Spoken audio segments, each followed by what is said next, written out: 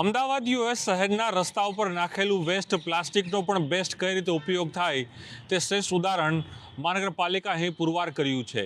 ક્રિકેટની મેચ હતી. ક્રિકેટ મેચમાં લાખોની સંખ્યામાં લોકો નરેન્દ્ર મોદી સ્ટેડિયમમાં આવ્યા. ત્યાં અનેક પ્રકારની પાણીની બોટલો છે, અન્ય પ્લાસ્ટિક વેસ્ટ છે, તે રસ્તા ઉપર નાખવામાં આવ્યું. તે સોલિડ્સ વિભાગ દ્વારા તેને કલેક્ટ કરવામાં આવ્યું અને ખાનગી એજન્સીએ તે પ્લાસ્ટિક વેસ્ટનો ઉપયોગ કરીને વેસ્ટ બનાવ્યું છે. કદાચ આપણે કલ્પના થતી હશે કે આ રીતે રિપોર્ટર કઈ રીતે ત્યાં બેઠા છે, કેમ બેન્ચ ઉપરથી આ રીતની વાત કરી રહ્યા છે, પરંતુ આપને હવે નવાઈ લાગશે.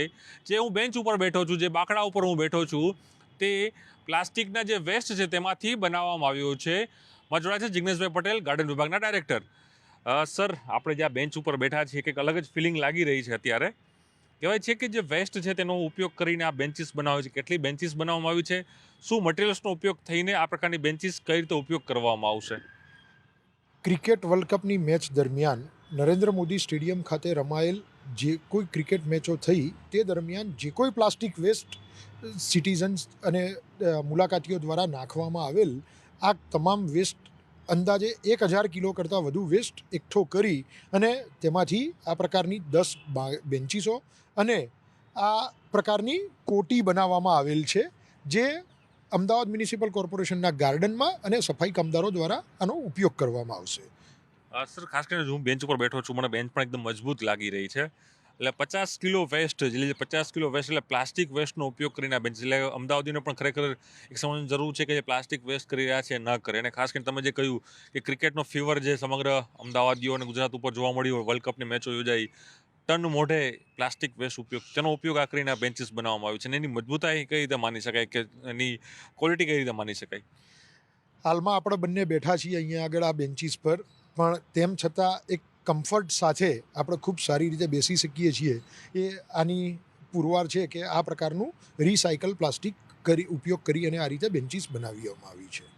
ખાસ કરીને મને આ પણ મળ્યું આ કોટી, આ જે એકદમ લાઇટ કોટ, આ કોટી મિત્રો, આ જે કોટી છે એ પણ વેસ્ટ પ્લાસ્ટિકમાંથી બનાવવામાં આવી છે. એટલે આપ પણ જોઈ શકો. સર, આમાં કંઈક તમને સમજવામાં શું આખી સિસ્ટમ હતી કે આ જે આખી બનાવી છે?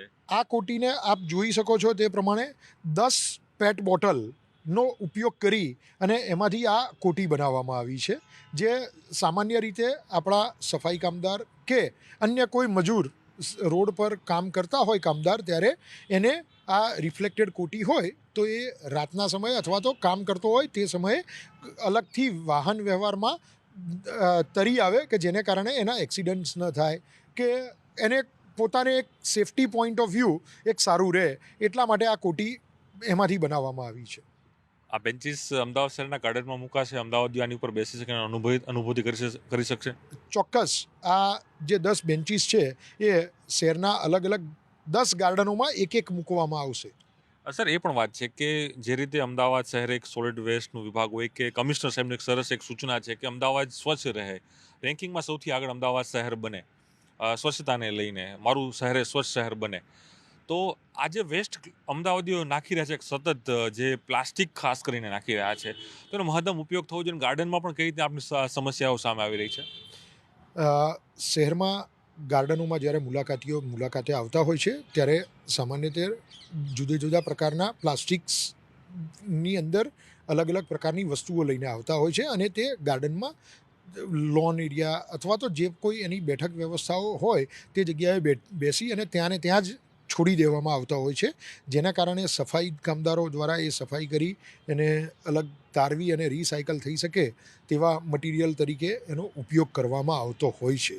પરંતુ મારી મુલાકાતીઓને એક નમ્ર વિનંતી છે કે જો આપ રીયુઝ થઈ શકે તે પ્રકારના કોઈ પણ મટીરિયલનો ઉપયોગ કરી અને ગાર્ડનમાં જો આપની ખાણીપીણીની કે અન્ય કોઈ વસ્તુઓ લઈને આવો તો એનાથી આપણે પ્લાસ્ટિકનો મિનિમમ ઉપયોગ કરી શકીએ અને અથવા તો એ પ્લાસ્ટિકના ઉપયોગને ટાળી શકીએ, જેના કારણે શહેરને એક આ પ્રકારની સમસ્યાઓથી દૂર કરી શકાય. અને એક સ્લોગન છે, માય સિટી માય પ્રાઇડ. તો આપણે પણ આ પ્રકારના સ્લોગનને સાર્થક કરવા માટે આ પ્લાસ્ટિકના મિનિમમ ઉપયોગ અથવા તો તેના ન ઉપયોગ કરી અને એને સાર્થક કરીએ. ચોક્કસ અમદાવાદીઓ ખાસ એ સમજવાની જરૂર છે. એટલે હું ફરી કહી રહ્યો છું કે આપ જે પ્લાસ્ટિક યુઝ કરી રહ્યા છો તે ખરેખર ઘણું બધું નુકસાનકારક છે, પરંતુ મહાનગરપાલિકા તેનો એક ઉપાય તો ગોતી રહી છે. હજુ પણ આપે એ પ્લાસ્ટિકને ઓછો યુઝ કરવો જોઈએ, પરંતુ ચોક્કસ એક નવી થીમ સાથે મહાનગરપાલિકા એક નવી આ બેન્ચ લાવી છે. એટલે આવનારા સમયમાં અમદાવાદ શહેરના જે ગાર્ડનો છે, વિવિધ ગાર્ડનો, તેમાં 10 આ બેન્ચો મૂકવામાં આવશે અને આ પ્રકારના જે જેકેટ છે તે જેકેટ પણ કર્મચારીઓને પહેરવામાં આવશે. પરંતુ એક સૌથી મોટી વાત એ છે અહીં કે ક્રિકેટ ફીવરની અંદર અનેક લોકો ત્યાં પહોંચે છે, ક્રિકેટના મેચ જોવે છે, પરંતુ જે પ્લાસ્ટિકની બોટલો, જે પાણી પીવે છે, ત્યારબાદ કોઈ વસ્તુ નાસ્તો કરીને રસ્તાઓ ઉપર નાખી દીધું, તે વિભાગના કર્મચારીઓ, સફાઈ કર્મચારીઓ તે એકત્ર કરે છે અને હજારો ટન એ કચરો એકત્ર કરવામાં આવ્યો, તેમાંથી આ પ્લાસ્ટિકની આ જે બેન્ચીસ છે તે તૈયાર કરવામાં આવી છે. એટલે આપણે પણ હવે આપણી પૃથ્વીને બચાવ્યું, આપણે અમદાવાદ શહેરને સારું બનાવવું હોય તો આપણે પ્લાસ્ટિકનો ન ઉપયોગ કરીએ, તે પણ હિતાવહ છે. પરંતુ ચોક્કસ મહાનગરપાલિકા જે રીતે કહેવત છે કે નવું પંકાવવા માટે હંમેશા ટેવાયેલી છે, એટલે નવી વાત પણ મહાનગરપાલિકા અહીં લાવી છે. કેમેરા ખેંગાર રાઠોડ સાથે પ્રણવ પટેલ, ન્યૂઝ 18 અમદાવાદ.